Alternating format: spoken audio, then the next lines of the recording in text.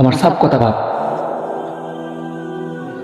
আপনি আপনার বউকে বলেন, আপনি আপনার সন্তানকে বলেন, আপনি আপনার বিবি বাচ্চাকে বলেন, বাপ তাদেরকে বলেন নামাজ পড়তে, আল্লাহ তাআলাকে ডাকতে। আপনার লজ্জা করে না? আপনাদের শরম করে না? যে ছেলে একটা ওয়াক্ত আল্লাহ 30টা দিনের একটা ওয়াক্ত নামাজ পড়ে না, সেই ছেলের কামাইয়ের টাকা খাইতে আপনাদের লজ্জা শরম করে না? হুম? একটু বিবেকে বাঁধে না? হুম?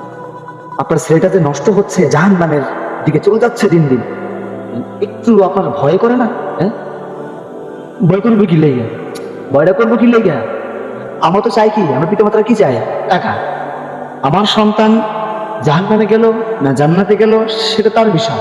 বর্তমান জামানার পিতামাতাদের এটাই ধারণা, এটাই মানে মনের বাসনা আর কি। বর্তমান জামানার মনের বাসনা পিতামাতাদের এইটাই, আমার সন্তান যেখানে যায় যাক, মাস শেষে টাকা দিবে, মাস শেষে টাকা দিলেই মিটে গেল। টাকা কোত্থেকে আসলো? হারাম টাকা, হালাল টাকা, সুদের টাকা, কিসের টাকা, এদিকে খেয়াল করি না। সন্তানকে বলি না যে বাপ যা মসজিদে যা, নামাজটা পড়, আল্লাহ তাআলাকে ডাক, স্মরণ কর, পরকালে যাইতে হবে আমাদের। কি যাইতে হবে না নাকি হবে না? আমাদের কি মরতে হবে? মরতে হবে।